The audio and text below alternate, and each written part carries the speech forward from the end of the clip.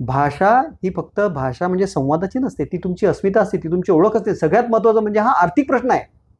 तुम्हाला आपल्या लोकांना हे कळत नाही की इथे हिंदी बोलल्यामुळे उत्तरेतून इतक्या मोठ्या प्रमाणात लोंढे यायला लागलेत की ते तुमच्या गोरगरिबांच्या मुलांचा तोंडचा घास हिरावून घ्यायला लागले. तुम्हाला हे कळत नाही, कारण काय आहे, तुम्ही आता जे जे आता सगळे उच्च मध्यमवर्गीय वगैरे तुमचं व्यवस्थित चाललंय ना सगळं, आणि बाकी खालचे लोक आहेत त्यांना ह्या प्रश्नाची जाणीव नाही. पण तुम्हाला गोरगरीब मुलांचे, तुम्ही शिकलायत ना, तुम्ही वाचन केलंय ना, हे तुमचं कर्तव्य आहे की आपल्या गोरगरीब मुलांच्या तोंडचा घास बाहेरचे लोक घेऊन जातात, याच्याबद्दल तुम्ही आवाज उठवला पाहिजे. पण तुम्हाला काय वाटतं, तुम्ही अतिशय स्वार्थी होता. माझा तो हिंदी सायडर मित्र आहे ना, त्याच्याशी माझं चांगलं झालं राहिलं पाहिजे.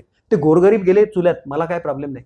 अहो पण एक का तुम्हाला फोन येतात, त्या बिल्डरच्या ऑफिसमध्ये येऊ दे किंवा एखाद्या कम्युनिकेशन एअरटेल वगैरे अशा तशा कंपनीत नाही येऊ दे, तुम्हाला सुरुवातीला ते हिंदीतच बोलतात.